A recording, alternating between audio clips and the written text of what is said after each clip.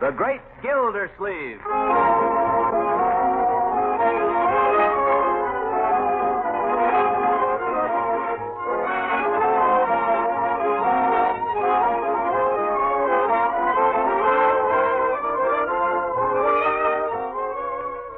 A special rebroadcast for all you soldiers, sailors, and Marines of the United Nations.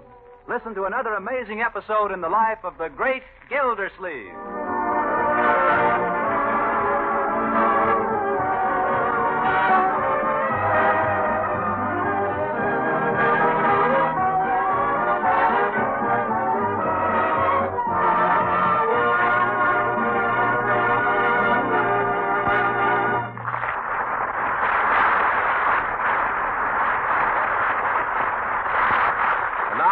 Story.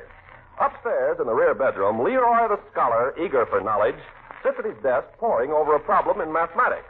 Clang, clang, clang went the trolley. Ding, ding, ding went the bell. 5 times 18 is 90. Or is it? Leroy, concentrate, my boy. Ah, the great Gildersleeve himself. Down in the living room, sitting on an uncomfortable little stool and holding a skein of yarn for his niece, Marjorie. Uncle Mort, hold your hands up a little. Really, you're the worst fidgeter I ever saw. I don't see why you make me sit on a stool. Because you're so big. I can't wind if you're way above me. Yes.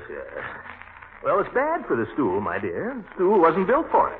You mean you weren't built for it? No, my dear. Keep your hands up. It'll slip off. Confound it, Marjorie. My arms are tired. It won't take a minute. Bad for you to sit in one position all the time. Bad for your blood. It settles down. In the corners. Gets sluggish. Can lead to rheumatism. It'll only be a minute. Marjorie, my nose is itching. It'll stop. I can't stand it. Oh, don't. Keep your hands apart. Well, then you scratch it. Yeah, that's better. Phone. Phone. I'll take it. It's totally for me. You stay where you are. Oh, I'll get it. Hello? Yes, just a minute. For you, Uncle Mort, it's Judge Hooker. Oh, don't put the wool down. Well, how am I? I'm trapped. Just walk over here with it. I'll hold the phone up to your ear. The things I go through. Hold it closer, Marjorie. Hello, Judge. Oh, sure, I'd be glad to see you. But I'm going to see you in half an hour anyway, down at the Jolly Boys Club. Oh, private? Well, certainly. Come ahead, Judge. Goodbye. Now, what do you suppose the old goat's got on his mind? Oh, look out, it's tangled with a phone cord. Oh, this darn thing. I'll fix it. Funny. Judge said he had to see me alone. Something private. Hurry up and finish winding this wool, will you, my dear? If the judge catches me doing this, I'll never hear the end of it.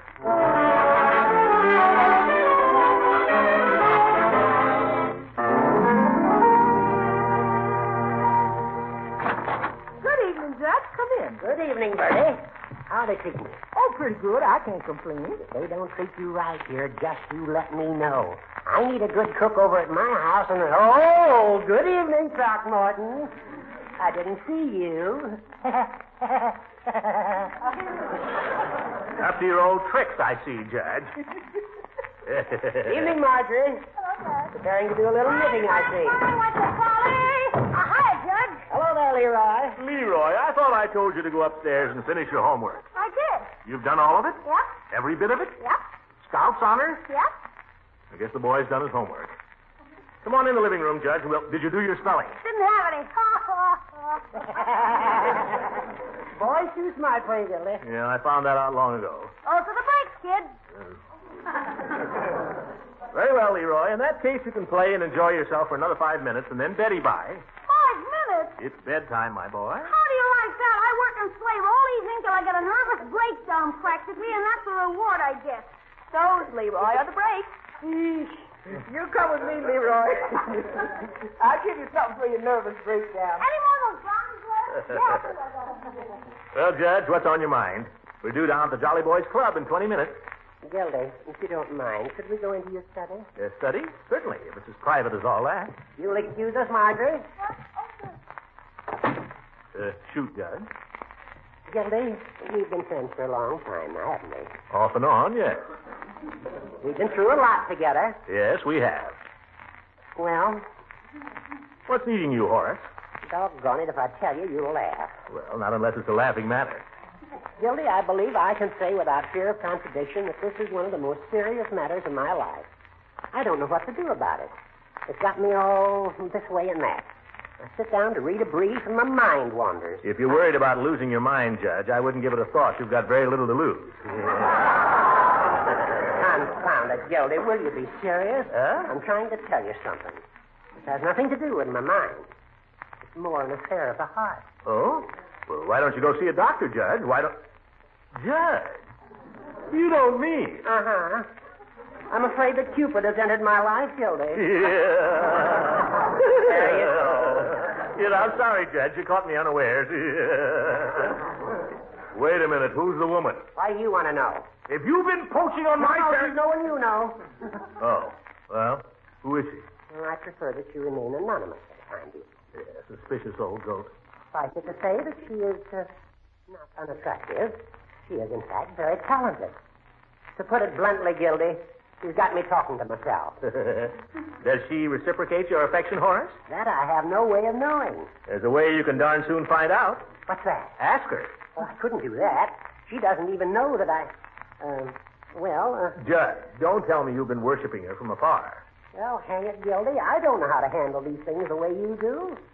That's why I came over here to see you. Well, you've been wasting your time, Horace. Move right in. That's the only way to work it. Now, hold on. This young lady is not like most of the ones you've had dealings with. What?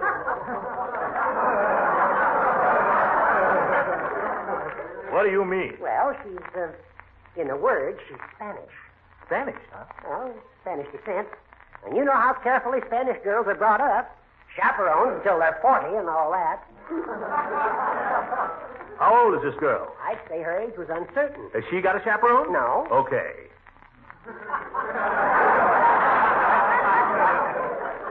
How did you happen to meet her? Well, it started with tango lessons. Oh, so that's where you've been all these evenings. Now, don't misunderstand, Gildy. It was nothing but business. At the start. Yeah. She's in the tango business? Well, she's opened a dancing school. Oh.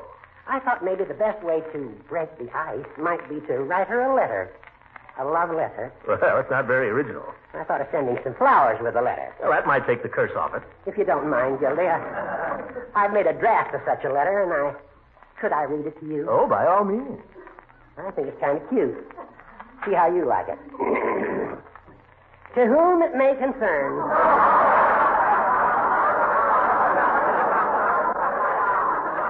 By these presents be it known that whereas the undersigned has long admired the party of the first part, Miss Dolores Del Rey, and whereas... No, Judge. No good? No good. Well, I intended it in a humorous vein, Gildy. Well, it doesn't come through, Judgy. And anyway, it's the wrong approach. Yes, huh? Definitely. This woman is Spanish. You have to remember that. What do you know about Spanish? I merely studied it for a whole year, that's all, in high school. ¿Hablo usted español? Sí, señor, yo hablo español. ¿Dónde está mi sombrero? Spanish.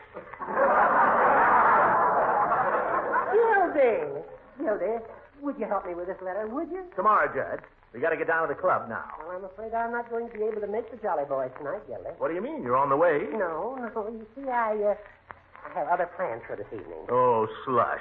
Sorry I can't invite you to come with me. Judge, you couldn't drag me there with a subpoena.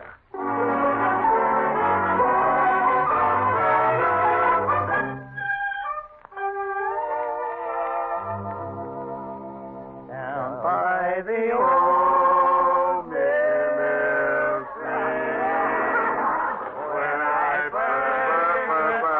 Come on, fellas, let's face it, that's terrible. Well, now, when you say that. Sure, Peavy, it is terrible. Come on, let's play poker. Well, poker's no good till Gildersleeve gets here. Can't play with only three. Well, where is Mr. Gildersleeve, anyway? He'll be here. Hooker's the man that's really run out on the Jolly Boys. You know what? I think Hooker's got a dame on his mind. At his age, you're dreaming, Floyd. It's Hooker that's dreaming. Let me tell you. He came in the barber shop 4 days ago and bought a haircut, shave, massage, and oil shampoo. That's $2.40. And then he remarked it was too bad I didn't have a manicure girl. He says. Listen, Peavy, Judge Hooker never spent more than 60 cents in a barber shop in his life. $2.40 at his age is love. Well, you may be right at that. I know I'm right. There's just one thing I wonder about. What's that? Where would the judge find an object for his affections? There's something in there. These days? Why, the judge could do all right just picking up Gildersleeve's gift cards. When I was a young man, before my beard was gray. Are there any jolly boys up there? Gildersleeve, hurry up. All the ships and sailormen, I gave my heart away. Now, Commiss, none of those broken-down baritone solos. Good evening, jolly boys. Chief, Hi, Phoebe, Commissioner. Floyd. Hi, Gildersleeve. What's cooking, if any? If not, why not? We were just talking about our absent brother, Judge Hooker. I got a theory he's stuck on a dame. What makes you think that, Floyd? Spent $2.40 in the shop one day last week. Tipped me 10 cents, too. I forgot that. Not only that, Mr. Gildersleeve, he was in my store only yesterday, and I noticed he was behaving in rather peculiar manner. Oh, how do you mean, Peavy? Well, he seemed nervous. He ordered a lemon phosphate, and then just sat there and toyed with it, poked it with his straw and so on. Never did drink it. Yeah. Well, what's peculiar about that? Well, the judge likes to get his money's worth. Anyhow, he just sat there looking out the window, wouldn't talk, wouldn't drink his phosphate. Forget the phosphate. It was probably no good. There was nothing the matter with the phosphate. I tasted it later.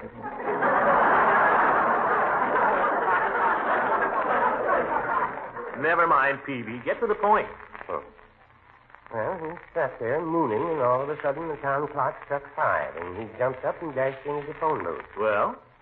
When a man his age makes calls from a booth, much of business. Well, I still say all you guys are just making a fairy story. Judge is 60, and everybody knows it. Sure, everybody knows it.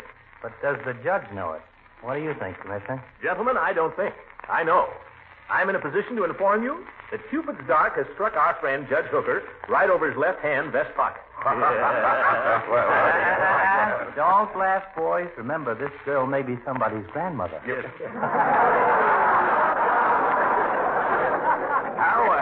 How do you know this for sure, Commissioner? Oh, the judge told me. Did he mention the name of the fair one? Well, the lady is named Dolores Del Rey. He claims she's a Spanish beauty. Dolores Del Rey. Hey, wait a minute. That's the woman that's opening up the new dancing academy there on State Street, next to Beckman's drugstore. Well, she was in the station last week to get her license. Oh? Did you see her? Did I? Oh, you're darn tootin', I did. Yeah, my desk sergeant saw her, too. I thought he was going to jump right out of his uniform. No kidding. Oh, she's a real knocker. Well, apparently the judge has got something. You know, fellas, I promised to help him write a love letter. The judge has always been such a good friend of mine. Maybe I ought to go a little further for him. What do you mean, Mr. Gildersleeve? I'm willing to call on the lady in person. That's all, brother. I resent your insinuation, Floyd. Do you think a member of the Jolly Boys Club would steal the girl of another member? Not if he was looking. Floyd, we're all gentlemen here. Oh, yeah, I keep forgetting. Well, see that you remember it. Shall we play, gentlemen? Yeah, come on, let's get down to business. There is a tavern in the town, No, And there, my true love, Come on, let's play, down folks. into the town and drink his wine. We never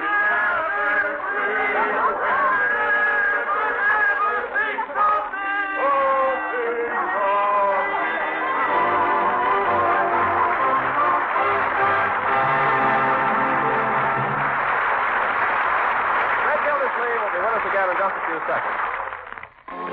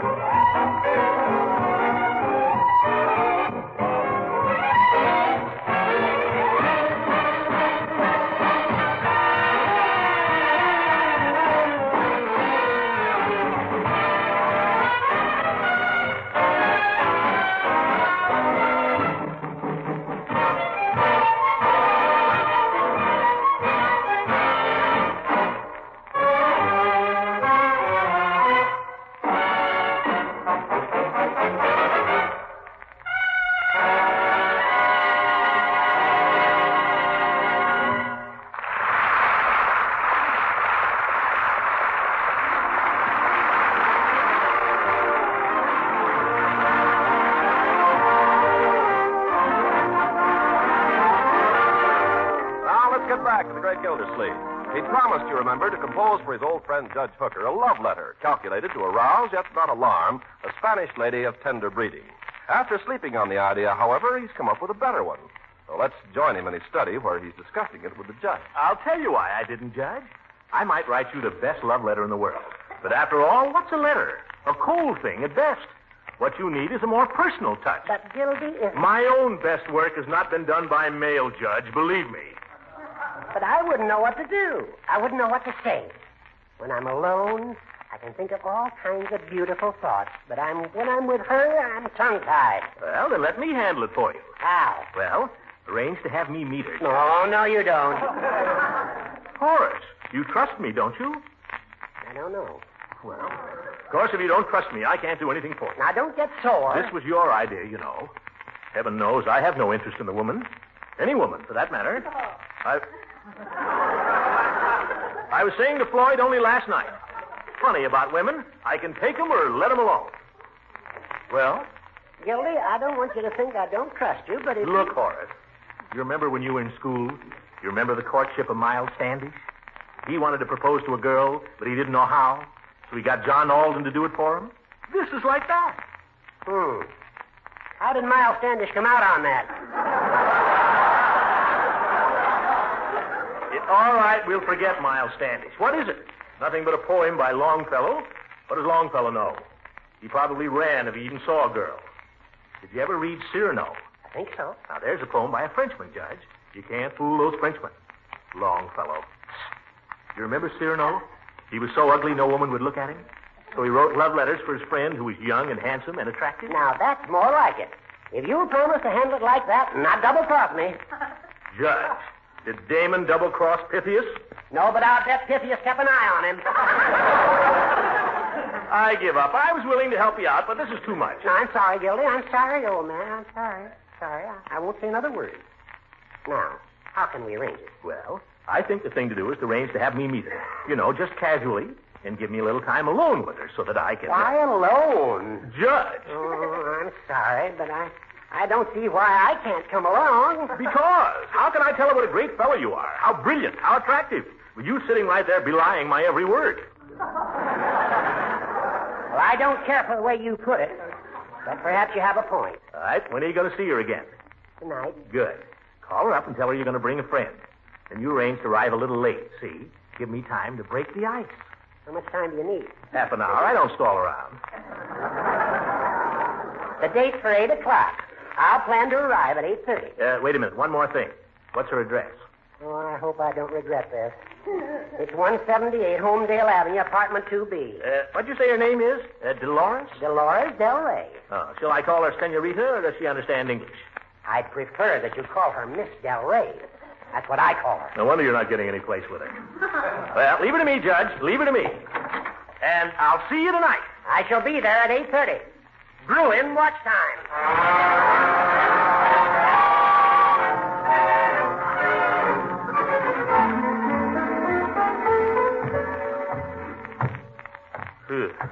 Dark up here.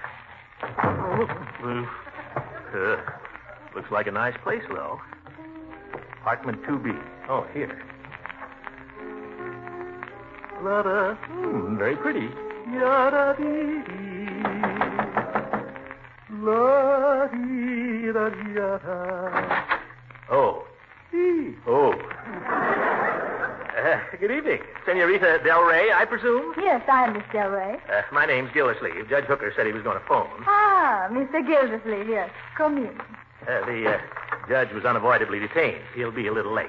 Oh, that is too bad. Still, maybe we can spend a little time getting acquainted, eh? You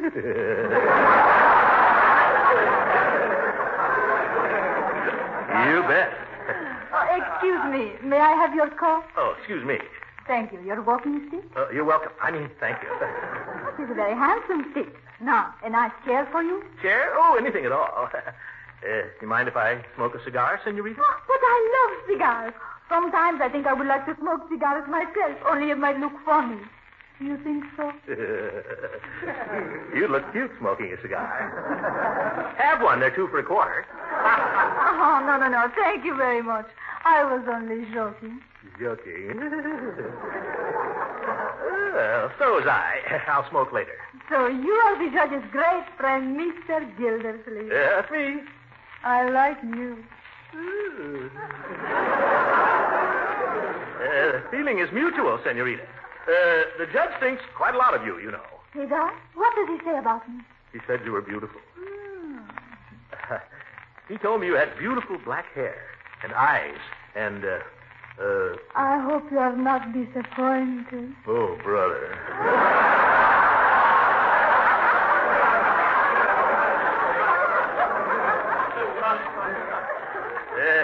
The judge is a fine fellow, isn't he? Oh, he's very sweet. Huh?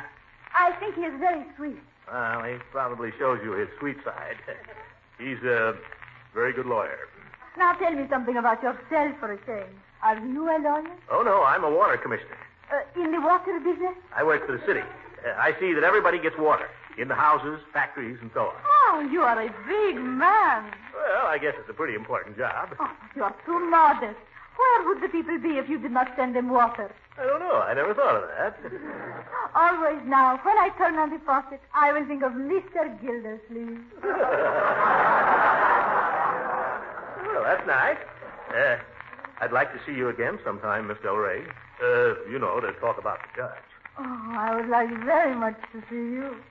Would we have to talk about the judge exclusively? Well, not all the time. We could go to the movies. There's quite a few things we could do. Don't you dance, senor? You look like a good dancer. You rumba a little? Rumba? I'm not much on the fancy stuff. Ah, you would be a fine rumba dancer. You have just the figure for it. You know, I think you have some Spanish in you. Spanish? What makes you think that? Your complexion, your eyes. Maybe your temperament a little, too. Well, what do you know about my temperament? I can guess. You are a man with fire. I'll bet you're no frigid air yourself.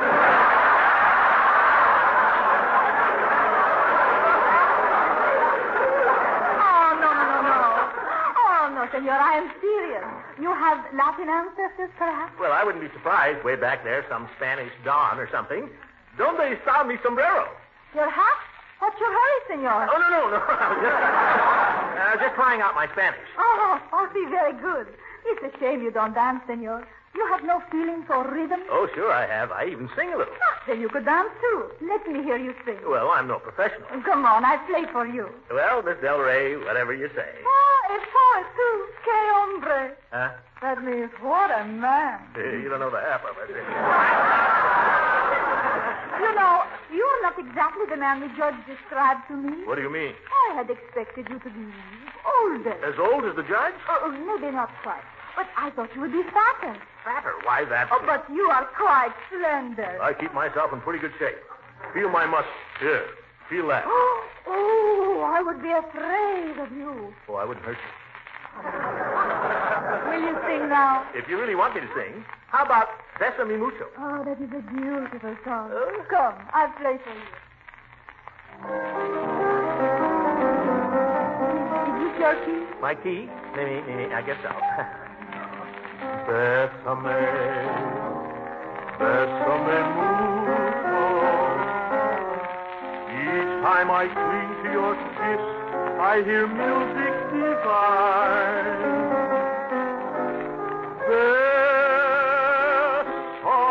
Bésame mucho. Hold me, my darling, and say that you'll always be mine. Oh, you have a thrilling voice, senor. Oh, thank you. Bésame, Bésame mucho. You know what that means, senor? Bésame mucho. Yeah. Do I? By George, if it weren't for the judge. Oh, always the judge. Couldn't you just for one little moment? Oh, the door. Hooker. Don't get up. Let me go. It might be somebody looking for the wrong apartment. Very well, if you insist. Well, Gildy? Come back in an hour, Judge. This is going to take longer than I thought.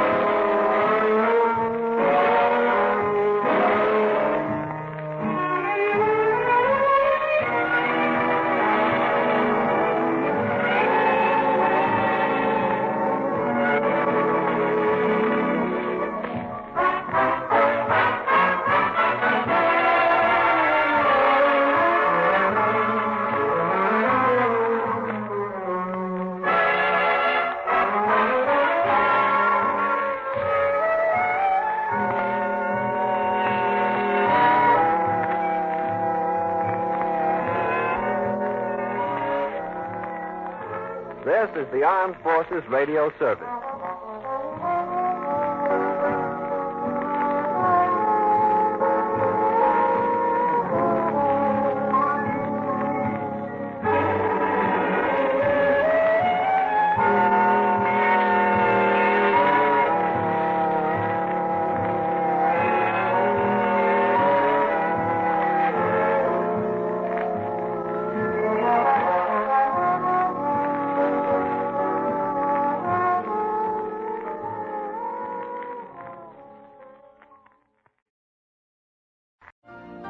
You've been listening to the OTR Gold Network. Find more classic radio at otrgold.com.